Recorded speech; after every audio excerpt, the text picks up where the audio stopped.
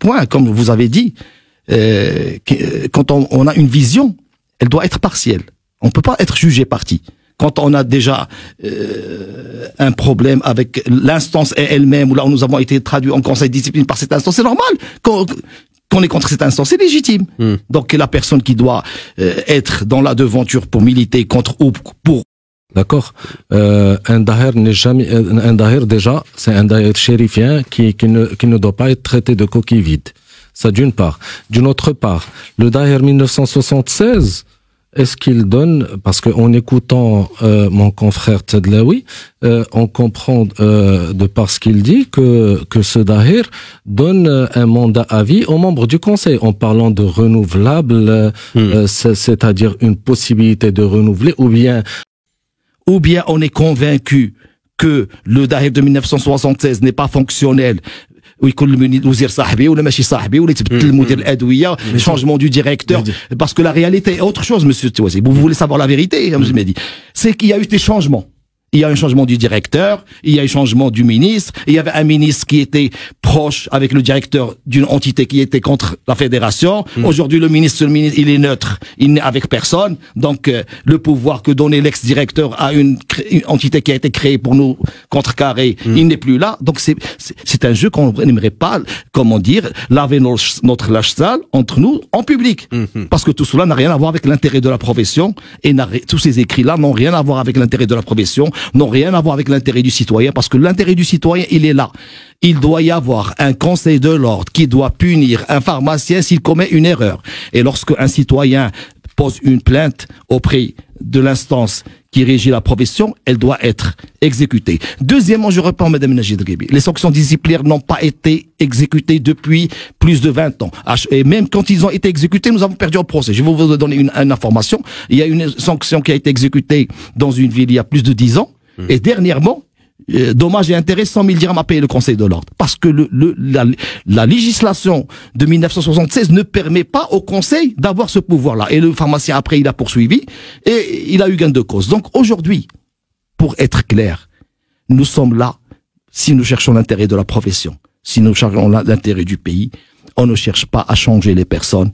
On cherche à avoir un conseil de l'ordre avec des prérogatives. C'est la chose la plus importante. Les personnes s'en vont, les instances restent. Alors, je voudrais qu'on revienne dans un petit instant sur effectivement les prérogatives si la loi passe, parce que c'est important qu'on puisse savoir qu'est-ce que cela va permettre dans le concret, sur le terrain véritablement. Mais d'abord, rapidement. Je vais juste poser une petite question. C'est pas le format de l'émission, mais allez-y. Pourquoi est-ce que les biologistes, les industriels, les répartiteurs, ils n'ont pas eu de problème? Ils ont organisé leurs élections en se référant au Daher 76, sachant que eux aussi, ils sont concernés directement par le projet de loi 98-18. Pourquoi ils se sont pas dit non, ils sont pas là pour vous répondre, malheureusement. C'est le problème se pose entre vous, pharmaciens d'officine. Justement, pour ne pas donner de faux arguments aux pharmaciens et leur dire voilà, on n'organise pas les élections parce que il y a un éventuel projet de loi qui est en cours et on ne sait. C'est pas l'éventuel, il est véritablement en cours. Mais on ne sait pas quand est-ce qu'il sera concrétisé justement. Ça, par contre, c'est un vrai point d'interrogation. Pour les décrets d'application dont a parlé mon confrère Tadlaoui tout à l'heure, les décrets d'application, il dit que c'est rapide, c'est le ministre qui les. Ben figurez-vous que on a la loi 1704 qui a été publiée en 2006 et jusqu'au jour d'aujourd'hui, on n'a pas de décret d'application de cette loi 1704 en grande majorité. Donc, qu'on ne vienne pas nous raconter du n'importe quoi en plein antenne. Très bien. Voilà, merci. Si Mehdi a posé une question, je dois répondre. Donc c'est je le remercie tout d'abord. Tout d'abord, il faut comprendre un truc. Les conseils de l'ordre des biologistes industriels n'ont pas été dissous. Donc ils n'avaient pas la possibilité de renouvelable ou renouveler. Ils ont fait la continuité de 1976. Donc il n'y avait pas ce sujet. On fait induire des gens en erreur. Deuxièmement, de quoi on parle? Parce que les gens peut-être n'ont pas compris, peut-être qu'il y a des informations. Les biologistes n'ont pas de régionalisation. il y a un conseil des biologistes. Les industriels n'ont pas de régionalisation. Ils ont un conseil des industriels, tout simplement. Ils n'ont pas des régionaux. C'est les pharmaciens d'officine qui ont le problème du nombre et des régions. Les industriels, toujours il y aura un conseil des industriels, on n'aura pas deux. Là, on demande 12. Ils seront régis par la 98. Vous avez posé une question, c'est la moindre des choses que je réponde. À part si vous voulez induire les gens en erreur, là, je vous laisse. Ce que vous avez dit, vous avez raison. C'est pas le but. Parce que, vous savez, je pars d'un principe. Quand on est dans la profession, on peut dire des erreurs, pour fédérer les gens, pour les rassembler, ça, on peut comprendre. Mais quand aujourd'hui, on est dans une mission où les citoyens entendent, on doit être à la hauteur de dire des choses qui existent réellement. Parce que les gens ne sont pas bêtes, ils vont comprendre. La régionalisation ne concerne que les officinaux. Elle ne concerne pas les industriels. Alors justement, parce que le point il est très important. Donc le conseil des biologistes, même dans la 98, il y aura un seul conseil. Les industriels et les grossistes, même dans la loi 98, il y aura un seul conseil. C'est seuls les officinaux qui auront les 12 conseils régionaux. Les autres, ils sont à 1000. Nous sommes 11 000. 12 000, ouais, enfin, voilà. Donc c'est pas la même, on parle pas des mêmes personnes. C'est tout à fait normal que eux, ils ne sont pas concernés par la régionalisation. Aujourd'hui, on dit que notre problème, c'est que il est anormal qu'un problème de Bauge d'Or soit traité à Casablanca. Il est anormal qu'un pharmacien de Nador vienne jusqu'à Rabat pour vous l'avez pas dit en 2015 alors? Je vais répondre à Sir Hababi. En 2007, nous l'avons dit. Peut-être qu'il n'était pas encore installé. Parce que c'est le problème, qu'est-ce qui se passe? Il n'y a pas une continuité de génération. Il y a des générations. Je le remercie, j'ai été agréablement surpris. Il a sorti le congrès du Conseil régional Nord de Fès. Depuis le temps, on demande la régionalisation. Et on a pu l'obtenir quand, في هذا الموندال الاخرانيين عاد وصل للبرلمان شوف شحال معاهم وحنا كنتسناو et ce que les gens ne veulent pas dire شحال من guerre دازت وشحال poursuit. Moi je vais vous dire, quand elle a dit les pharmaciens ne partent pas en justice, chaque élection il y a des poursuites judiciaires et c'est suite à une poursuite judiciaire باش تفهم علاش وقع داك الديكالاج ديال جات مع الديسوليسيون. parce que ملي كتدعي cette année le jugement ne va pas sortir qu'après 2 ans 3 ans le jugement final. donc هذوك les restants اللي كانوا qui devaient rester au conseil هما اللي تانيلوا les élections ديالهم ديال هذه عامين. donc il y avait plus personne. donc c'est pour ça que le Wardi, et j'étais présent, personne ne peut me dire que j'étais pas présent, j'étais présent. Et c'est la base d'un jugement que le Wardi s'est passé parce que avec le bureau qui était restant, il n'était plus légal. Donc aujourd'hui, la régionalisation ne concerne pas les industriels, ne concerne pas les biologistes, elle ne concerne que les pharmaciens d'officinaux. Et les pharmaciens d'officinaux, c'est eux qui ont les problèmes. Mais moi j'ai parlé de la loi 98 et non pas de régionalisation. Non, pas tous en même temps. Et même dans la loi 98, il y aura un conseil des biologistes, un conseil des industriels. Je pense que tout le monde a bien compris. Najir Gibi voulait réagir, pharmacienne et consultante en santé. Alors, je crois qu'il faut revenir au Conseil de l'ordre. Qu'est-ce que c'est? Le Conseil national comporte, comme je l'ai dit, toutes les composantes. Et donc, le Conseil national représente toutes les facettes de l'exercice du métier de pharmacien: industrie, biologie, officine, grossisterie, répartition, et dans l'avenir même les hospitaliers, les militaires, bien sachant que les militaires ne sont pas soumis à un même régime disciplinaire puisqu'ils relèvent d'autres. Donc, le Dahir de 76, comme toute loi, doit évoluer et s'adapter aux mutations du métier, à l'évolution du métier, à l'évolution du système de santé, à l'évolution de tous les besoins de santé du pays, et à l'évolution de la profession telle qu'elle est dans notre pays. Ce Conseil national, il coiffe l'ensemble, et c'est la vision globale. Et donc, il y a la partie officinale. Les élections des autres sortes, c'est actuel. Ils sont faits dans le cadre du DAE 76. Eux aussi ont des conseils disciplinaires. Eux aussi doivent veiller à offrir les meilleurs services et garantir les services à la population et la qualité et la sécurité de ce qui est de l'acte pharmaceutique à tout niveau. Je m'entends. Donc pour les officines, c'est pas une question de personne. Le renouvellement ne dit pas que ces personnes ne vont pas. Ces personnes ont toujours la possibilité de se représenter. Et si elles sont considérées par les pharmaciens qui vont les élire, elles peuvent rester Donc le renouvellement ne signifie pas qu'ils vont dégager définitivement. ils partent et ils ont la possibilité de se représenter même pour d'autres 4 ans. Et l'ordre garde sa légitimité. Non, donc, ce n'est pas une question de personne. La question de personne, c'est pourquoi les personnes actuelles n'ont pas convoqué les élections dans les délais et pourquoi elles n'ont pas convoqué le renouvellement. Vous n'avez pas l'impression qu'on a déjà répondu à cette question? Non, mais ce que je veux dire, c'est que, parce qu'on a dit que c'est une question de personne, on veut dégager des personnes, on dégage personne. Chaque personne qui est partie de fait de l'application de la loi peut se représenter et peut être réélu et peut rester. Il n'y a pas de limitation de mandat dans le cadre du Daïr 76. Il n'y a pas de limitation de mandat. Donc, je crois que le fond du problème, à la limite, je vais vous donner mon sentiment profond. Si j'avais eu le sentiment qu'on a fait travailler durant ces 8 ans, qu'on a fait bouger les choses, qu'on a pu contribuer à faire sortir les pharmaciens de leur crise, une crise profonde. Je crois que personne n'aurait été réclamé des nouvelles élections et on aurait accepté le statu quo entre guillemets. Peut-être, je m'entends. Si maintenant il y a beaucoup de gens qui réagissent, c'est parce que les gens on en a marre.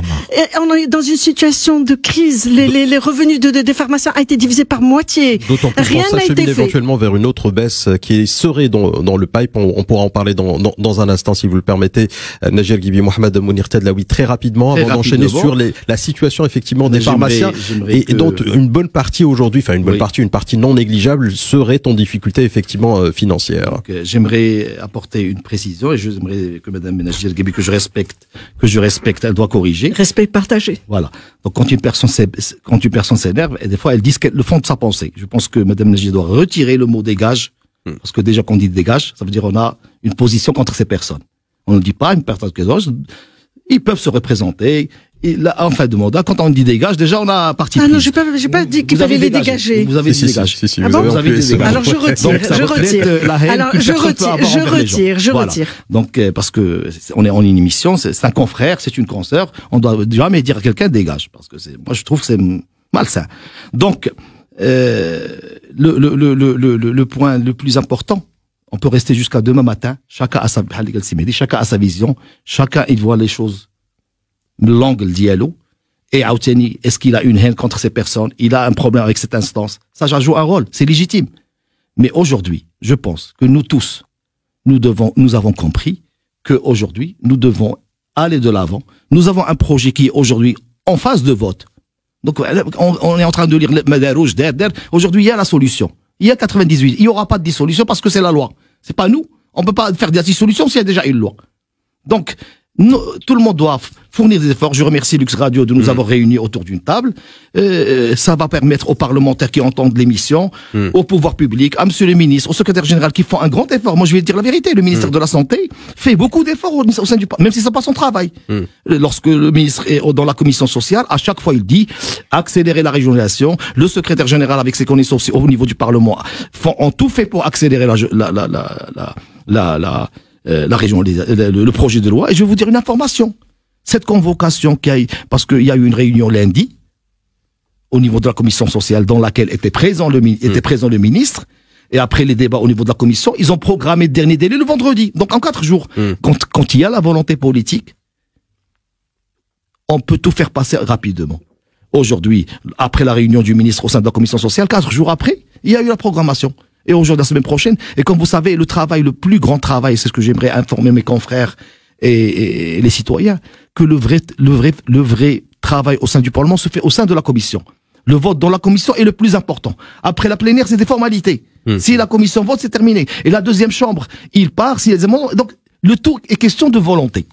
Aujourd'hui, nous avons constaté que le ministre a une volonté pour faire sortir ce projet. Bien sûr, je profite de l'occasion au niveau de Lux Radio pour demander à monsieur le ministre qu'il y a des amendements vitaux. Ouais, mais on y reviendra peut-être.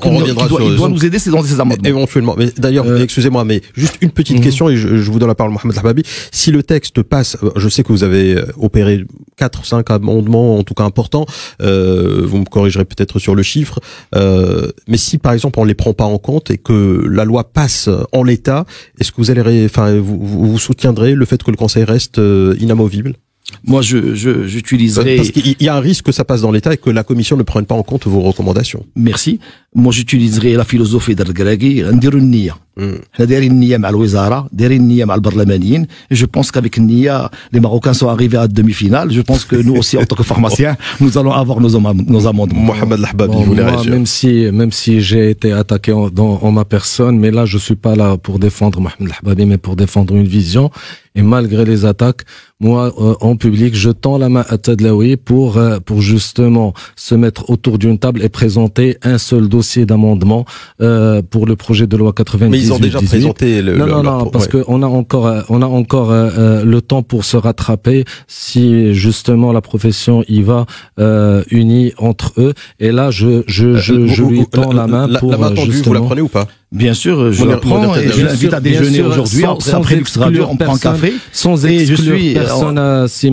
exclure personne, y compris le président du Conseil national. Aujourd'hui, ça y est, la profession n'en peut plus. La profession n'a plus besoin de ces guerres intestines et on doit nous réunir tous et mettre de côté les différends et aller de l'avant avec un seul dossier en front avec l'administration. Est-ce que cela veut dire que vous acceptez qu'on lie le sujet de la régionalisation Non, ça, ce sont deux choses. Moi, je l'ai dit dès le départ à Mehdi, ce sont deux choses distinctes. La légitimité des conseils est une chose et le projet de loi en est une autre. D'accord, donc vous faites vraiment la séparation. On fait bloc pour justement pour que la profession ne parce que si l'actuel texte passe tel qu'il est, ça sera une catastrophe pour la profession et justement pour éviter la catastrophe, je mets tous les différends de côté et je lui tends la main justement pour aller de l'avant et pour sauver ce qui reste à sauver de cette profession. Très bien, vous voulez réagir, Mohamed Mounir Tadlaoui? Donc, tout d'abord... Et je voudrais juste après qu'on puisse embrayer sur les propositions. Donc, je me répéterai, la légalité ou l'illégalité, c'est un jugement du tribunal, c'est un juge qui est habilité à dire c'est un conseil illégal ou illégal. Je me répète, le conseil de l'ordre est en pleine légalité. Il n'y a aucun jugement, donc le Conseil de l'ordre est en pleine légalité, il autorise les pharmaciens, il fait les conformités, il assiste aux réunions du ministère de la Santé, il signe les PV. Donc c'est un Conseil de l'ordre qui existe, fonctionnel, il gère les affaires courantes. Peut-être on peut dire que le Conseil de l'ordre est hors mandat, ça je peux comprendre, peut-être c'est légitime, mais utiliser le mot légalité, aucun de nous autour de la table n'est un juge. Donc, concernant l'appel de M. Lahbabi, il sait très bien que ce matin, j'ai fait un appel audio à toutes les composantes et que j'ai eu un retour. Aujourd'hui, je suis content que M. Lahbabi vous tende la main. Qui confirme. Nous avons décidé que toutes les instances syndicales, alliances partis politiques, que nous allons signer un document conjoint que nous allons remettre au Parlement. Donc aujourd'hui, j'ai la confirmation de la signature de la Confédération. C'est une pause. Aujourd'hui, nous avons la confirmation du syndicat national, de l'Union nationale des pharmaciens, de l'Alliance de l'RNI, du PPS. Et aujourd'hui, maintenant, nous avons la confirmation de la Confédération. C'est une chose qui ne peut être que saine et importante pour la profession.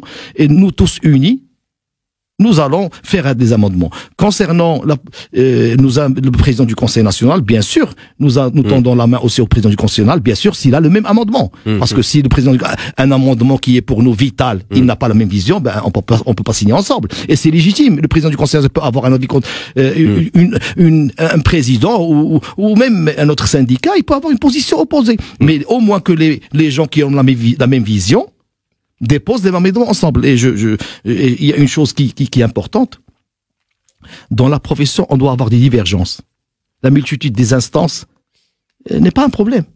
Mais le problème, c'est que quand il y a un vrai dossier comme celui-là, on doit être unis. C'est la chose la plus importante. Très bien. Sur les amendements, justement, parce que il y en a quelques-uns, en tout cas, que j'ai pu parcourir, s'agissant du projet de loi 98-18, qui entame donc, voilà, on va dire, ces dernières phases avant adoption au niveau de la commission et puis adoption au niveau de la plénière, comme vous dites tout à l'heure, vous disiez tout à l'heure. Là, il y a une instance qui est permanente de consultation et d'accompagnement qui sera mise en place. C'est ce que prévoit justement cette loi 98-18, et vous êtes contre, il me semble, ou en tout cas vous n'êtes pas favorable à ce qu'on mette en place cette instance. Pourquoi? Premièrement, la consultation, la définition de la phrase et les prérogatives de cette instance. Il y a une erreur. Nous, en tant que pharmacien d'officine, je parle de ma position personnelle parce qu'on n'a pas encore signé les amendements ensemble, la position de la fédération, nous ne sommes pas contre une instance consultative. Tout le monde. C'est ce qu'on vous propose. Non. Le problème, c'est ça, c'est là. Si c'était une commission consultative qu'on peut appeler pour... Non. C'est une instance permanente. Premièrement, personne n'est permanent. Donc, elle doit pas être permanente. On peut changer les gens. D'accompagnement. Et quand on dit une instance permanente, c'est comme si on est des mineurs. Parce que accompagner, non. Donc, une commission consultative qui est à l'appel des instances. Et deuxièmement, les membres ne doivent pas être rémunérés. Comment vous voulez que des membres élus travaillent le président lui-même, des régionaux, du national travaillent bénévolement, et que quelqu'un à qui on vient demander un avis, on va le payer. Là, donc, on est pour la consultation. Personne ne peut être contre. Nous sommes pour une commission consultative avec des juristes, avec des journalistes, avec tout. Ça ne peut être que ça pour la profession. Mais on n'est pas des mineurs pour être accompagnés. Deuxième point, c'est la constitution du Conseil national de l'ordre des pharmaciens, qui est aujourd'hui constituée de quatre conseils. L'idée, c'est de passer à 12. Pour vous, ce n'est pas du tout faisable. Oui.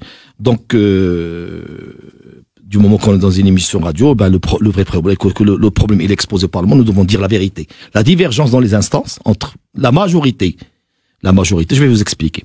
Je vais pas lire les articles, je vais dire la pratique. C'est plus facile. Faites la loi donne une erreur. Laquelle? Aujourd'hui, les pharmaciens vont voter pour les pharmaciens de leur région. D'accord? Ils vont voter pour les membres qui vont partir au national. Mais le président du Conseil national, tout le monde vote lui. Ça veut dire quoi? Les biologistes, les industriels et tout. Les répartiteurs. Tout le monde. Et lui, tout seul, il va être donc au niveau du Conseil national, les membres du Conseil ne seront pas élus de la même façon. Lui à part. Et comme vous savez que dans la loi, deux types de scrutin, c'est pas démocratique. Je vais vous expliquer plus facilement pour que les citoyens comprennent. Ils vont voter pour le parlementaire. Les citoyens vont voter pour le parlementaire de leur région. Les parlementaires vont partir au Parlement. D'accord? Ils vont constituer le Parlement, et théoriquement, c'est les parlementaires entre eux qui votent, qui est le président du Parlement. Non. Chez nous, dans la profession, ils ont dit non, le président du Parlement, on revient au peuple. Donc, il y aura, deux modalités. Et ça, il y aura un dysfonctionnement. Pourquoi il y aura un dysfonctionnement? Parce que les membres du Conseil de l'ordre qui composent le Conseil de l'ordre, avec les membres du bureau, c'est pas eux qui ont élu la personne qui va les présider. Donc, il y aurait deuxièmement, si une décision est prise par erreur par le président, il doit y avoir un bureau doit avoir le pouvoir d'annuler une décision du président. Non, du moment que le président est élu par tout le monde, tu dois ramener tout le monde pour annuler sa décision. Donc, il y a un problème et la question est pourquoi? Pourquoi le président ne va pas être élu comme les autres? Pourquoi? Et deuxièmement, ni dans l'ordre des médecins, ça n'existe dans aucun ordre que le président soit élu séparément par rapport aux autres ordres. Donc pour vous, c'est un non-sens total. Ça n'a aucune logique. Dernier point que je voudrais évoquer avec vous, c'est par rapport aux cotisations aussi. Voilà, exactement. Donc vous êtes à jour du sujet, donc vous connaissez les problèmes des pharmaciens. Je vous remercie parce que si vous avez cité ce point, ça veut dire que vous maîtrisez le dossier. Et il est anormal que les régions donnent l'argent, les pharmaciens dans les régions payent le Conseil national, et c'est que le Conseil national retourne l'argent à la région. Maintenant, je vais vous expliquer.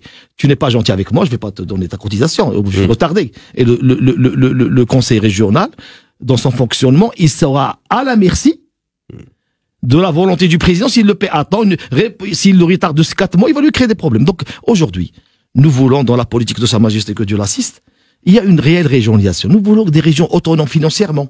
Des régions autonomes. Et la question est, quel est le but? Je vais vous dire, il y a une explication. Ils vont dire que, vu que le président, il est élu par le bureau peut le destituer. D'accord. Et que le président n'arrive pas à travailler tout seul. Et demain, si par erreur, il y a un président qui est fou, il est monté. Et comment on va le destituer? Il y a aussi... Aujourd'hui, c'est une bonne chose qu'on laisse un président travailler s'il est correct dans sa tête. Mais on peut pas, demain, on ne sait pas qui va monter, et que le bureau n'a aucun pouvoir pour... Donc la logique des choses, c'est que on peut accepter, je ne sais pas si la Babé est d'accord, on peut accepter que on a demandé, nous et la Confédération, qu'il y ait des conseils régionaux comme en France, avec que les pharmaciens regroupent leur avis dans le central, et après le national, et que les pouvoirs publics n'ont pas accepté, ils disent non, vous devez voter pour 2 listes. Les membres du conseil régional ne doivent pas être les mêmes qui sont en nation. On peut comprendre. Mais pourquoi séparer le président? Tout seul, on va l'écarter. Alors, les points sont clairs par rapport aux 3, en tout cas, amendements que vous proposez. Najia Gibi et Mohamed Alhababi, je vous laisse une dernière intervention avant de parler justement de cette future probable théorique, je ne sais pas comment il faut l'appeler, baisse des prix des médicaments qui serait dans le pipe, et revenir aussi sur la situation financière des pharmaciens. Mais d'abord, une réaction de Najia Gibi. Moi, je rejoins la position par rapport à l'IPCA, l'instance permanente de consultation. C'est une aberration. Je pense que dans le Conseil national de l'ordre, il doit y avoir une composante académique. À la limite, on n'a pas besoin de l'IPCA.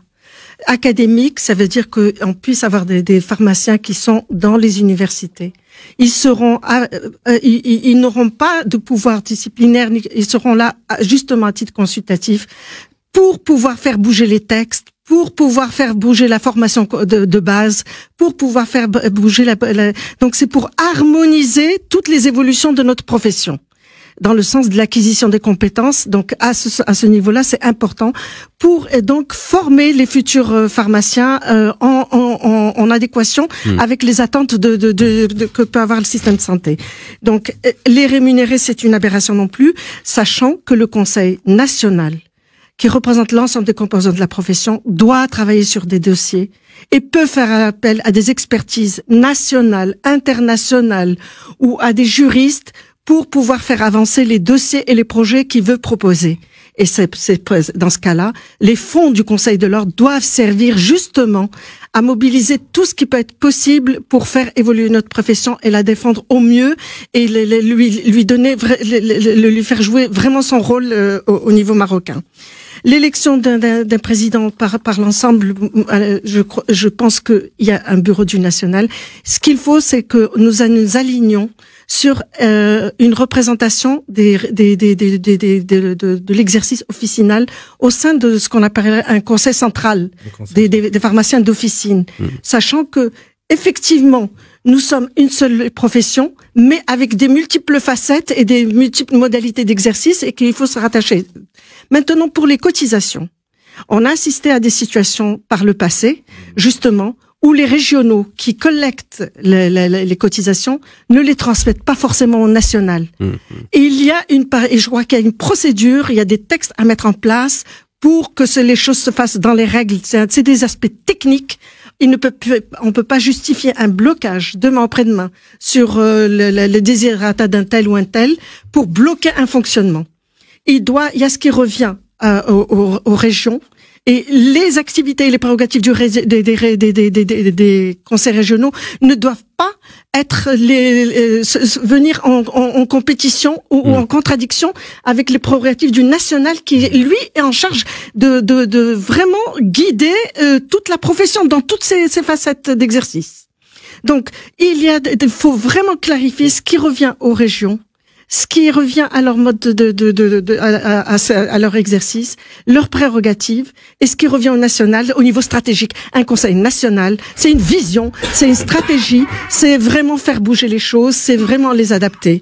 Voilà ce que je voulais dire, et donc... on reviendra sur les conditions de travail. Mais il est hors de question de mettre sous tutelle une profession, c'est une aberration. C'est une aberration. C'est comme ce qui se passe actuellement au niveau du Conseil national, qui est bloqué depuis 3 ans, son trésorier, il a démissionné, et puis les conseils régionaux ne donnent pas la quote-part au Conseil national, ce qui entrave son travail quelque part. En tout cas, je pense qu'on a fait le tour de table. Je pense qu'on a bien compris qu'il faut faire la part des choses entre légitimité des conseils et organisation des élections et strict respect de la loi par ceux qui sont censés faire respecter la loi au sein de leur profession. On a surtout compris qu'on vous mettra pas d'accord sur ça, mais par contre sur le projet de loi, il y a possibilité que vous travaillez ensemble. C'est ça qu'on a compris aujourd'hui. Non, on n'a pas besoin de... On n'a pas... Chacun a sa vision Si Mehdi, on n'a pas besoin d'être d'accord. Bon, quand on a une loi, elle est là pour qu'elle soit respectée, point barre. après, toute autre interprétation reste pour moi qu'une simple interprétation et pas autre chose. Alors aujourd'hui, en tout cas, on s'acheminerait, et je pense que on peut ne pas mettre ça au conditionnel, mais je le mets quand même au conditionnel, vers une autre baisse des prix des médicaments. C'est dans le pipe, tout le monde le sait, vous le savez, vous êtes mieux placé que moi pour le voir, vous êtes pharmacien. Vous avez subi, je pense, 2 baisses de prix consécutives, si je ne me trompe pas. On vous avait mis, je rappelle juste le contexte, après je vous laisse la parole, on vous a mis, je pense, 4 tranches, T1, T2, T3 et T4. Sur les T1 et T2, qui représentent 85% globalement des produits de pharmacie qui sont vendus, je pense qu'on n'a pas trop touché sur vos marges, on n'a pas trop rogné sur vos marges, peut-être un petit peu, mais pas trop. Et aujourd'hui, quand on voit la situation des pharmaciens, ou du moins, je pense que sur les 12 000, il y a à peu près 3 000 pharmaciens qui sont en difficulté. Est-ce que vous êtes d'accord pour une énième ou une 3e baisse des prix des médicaments? Et si oui, comment est-ce qu'elle devrait se décliner au bénéfice, bien sûr, du citoyen marocain, mais aussi tenant compte des impératifs financiers pour que nos pharmacies restent viables? Avant de terminer le premier volet, j'aimerais une petite phrase. On clôture le premier sujet. Mais vous ne le relancez pas. Non, je ne le relance pas.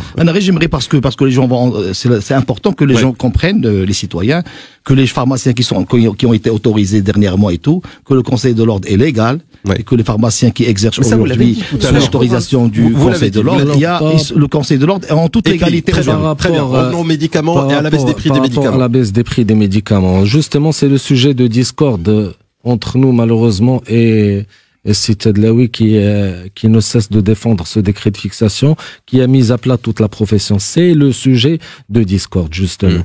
Et aujourd'hui, tout le monde, tous les pharmaciens de tous bords, on souffre.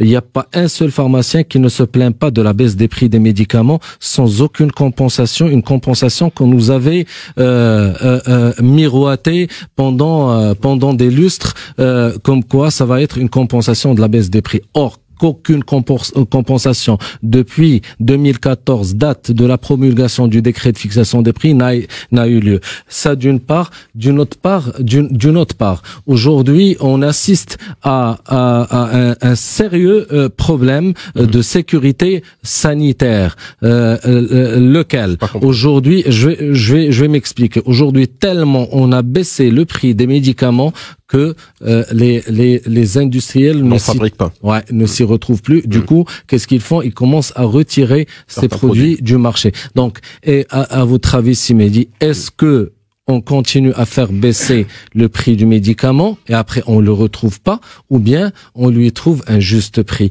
Parce que ces baisses, elles vont continuer à s'opérer. Excusez-moi, mais Mohamed Hababi, moi je m'y connais pas en médicaments ni en pharmacie, mais simplement j'imagine que lorsque le ministère de la Santé veut baisser le prix d'un médicament ou de plusieurs médicaments, il fait une étude pour voir quel est le degré d'utilisation au Maroc de tel ou tel médicament, et si on peut le remplacer ou pas, quel est son intérêt thérapeutique, quel est le bénéfice-coût, etc. qu'il a pour soulager les caisses. Et donc, il y a plusieurs conditions. Le décret a prévu des baisses automatiques. Excusez-moi. C'est la baisse quinquennale, c'est la baisse concurrentielle. Non, mais excusez-moi, mais les baisses, généralement, de ce que je comprends, et je peux me tromper, la baisse est faite fonction des pays du benchmark. On voit un petit peu ce qui se fait ailleurs. C'est là où il y a le problème, justement. C'est le pays du benchmark. C'est le pays du benchmark. Justement, au lieu de benchmarker avec des pays qui ont avec le même niveau économique, ou bien avec un niveau économique similaire, on se compare à la Turquie, on se compare à l'Arabie Saoudite.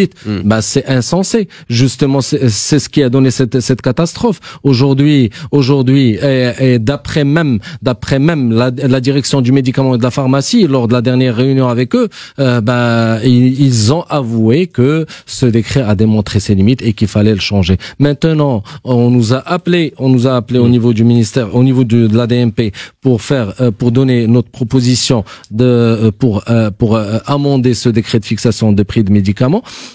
On a présenté, après ces silences radio,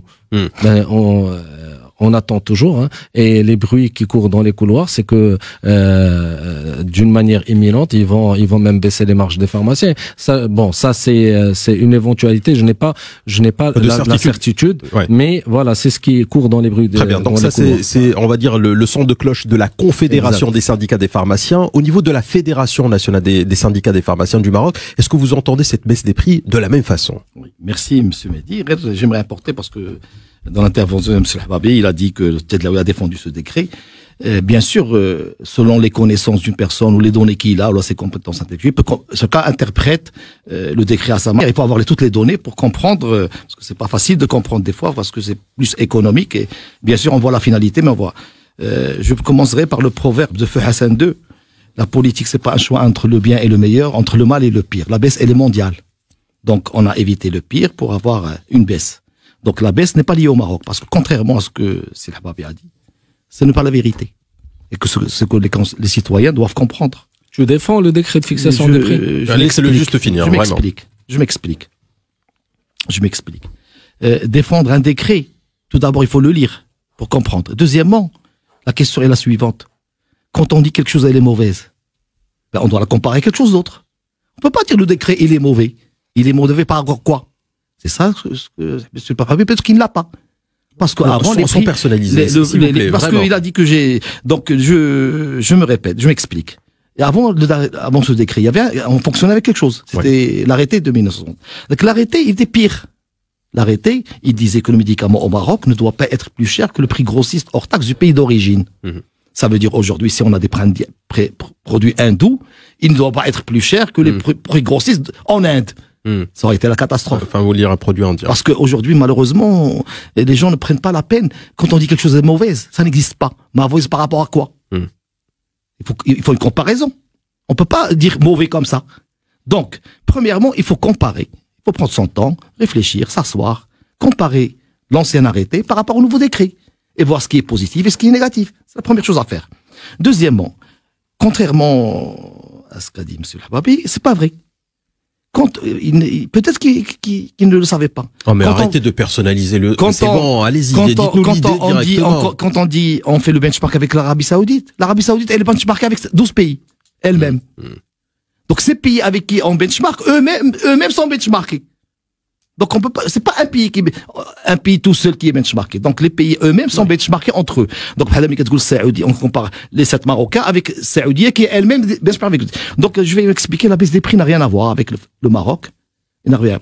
La baisse des prix, le cadre de prix, j'aimerais que les citoyens le comprennent, il commence par le prix fabricant. Oui. Après on rajoute la marge du grossiste, il donne le prix grossiste. Après on rajoute la marge du pharmacien, on donne le PPV. Donc, l'État marocain, elle appelle chaque instance dans sa rubrique. Donc, dans le prix fabricant, ils vont pas appeler les pharmaciens d'officine, ils vont appeler les industriels.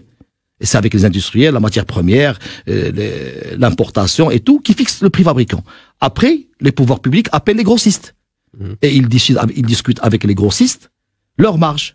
Et c'est après avoir terminé avec toutes ces personnes que le ministère et les pouvoirs publics appellent les pharmaciens d'officine pour parler de leur marge. Donc la baisse, elle ne se fait pas au niveau du PPV pour que la fédération ou quelqu'un d'autre décide. Elle se fait au niveau du prix fabricant.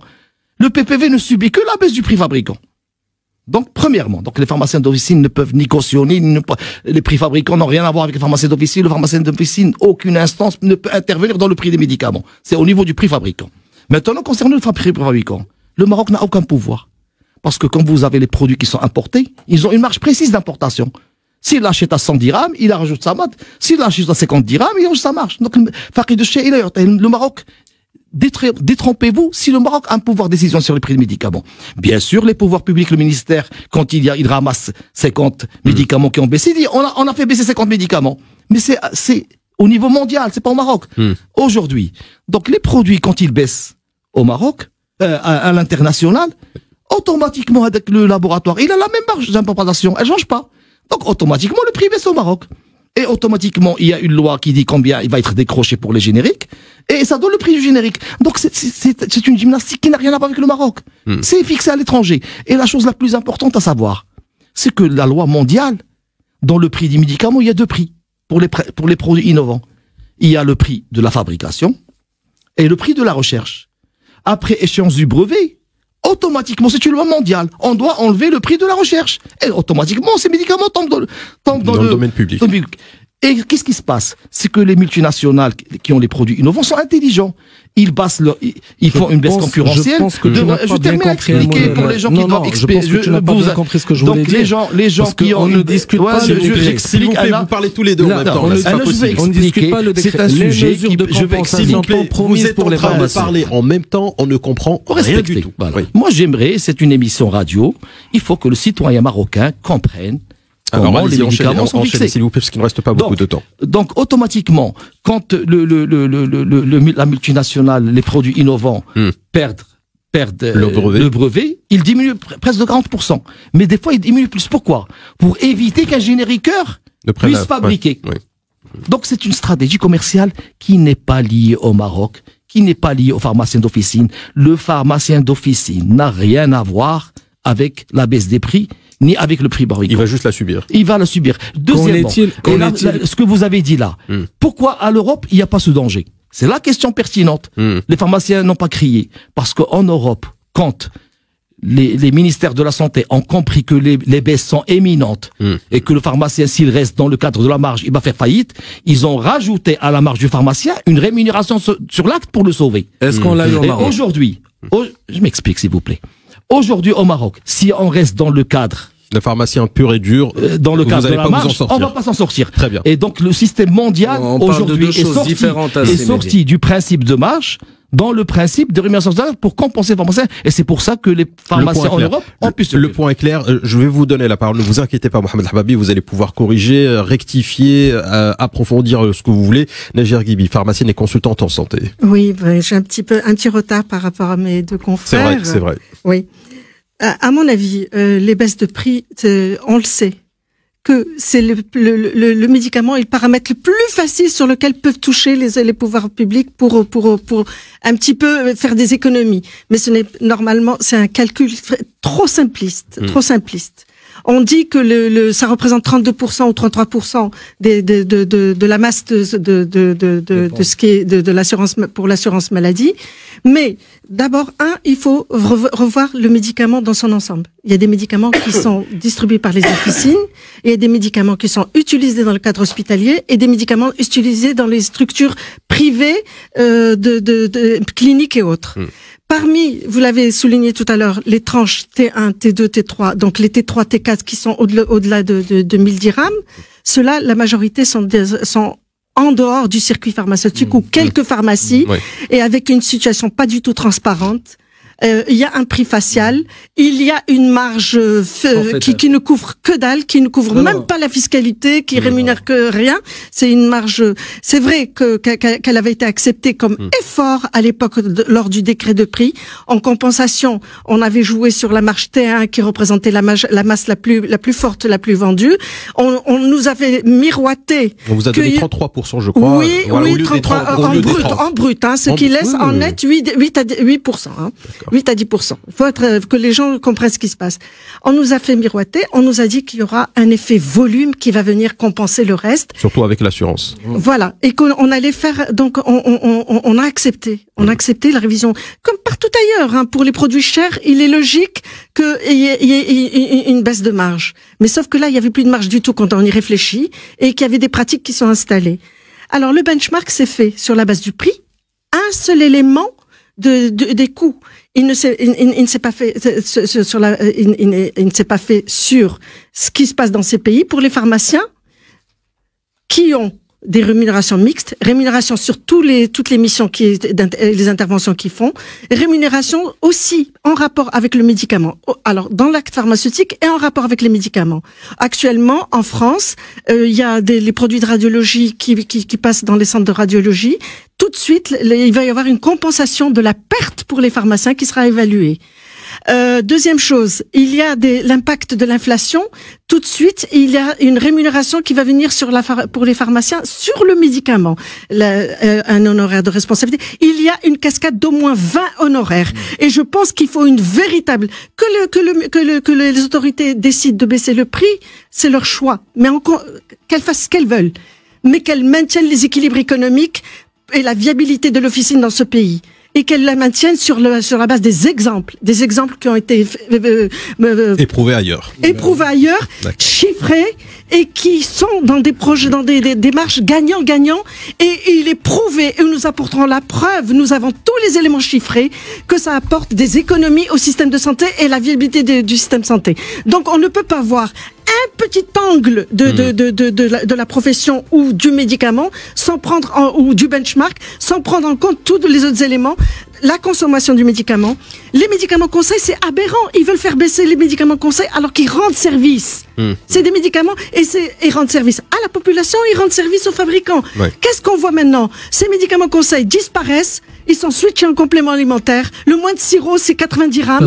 90 dirhams au lieu de garder des produits viables à moins de 20 dirhams, à 30 dirhams, qui peuvent rendre service à la population et qui peuvent faire en sorte qu'on prenne en charge les pathologies mineures qui ne nécessitent aucun diagnostic, un rhume, une toux sèche ou autre, qui peuvent rendre service, désengorger les urgences, rendre service à l'assurance maladie, parce que maintenant ce qui va se passer, c'est que pour se faire rembourser un anti-rhume, eh bien on ira faire la consultation chez le médecin, alors que le médecin il a un rôle essentiel dans le diagnostic.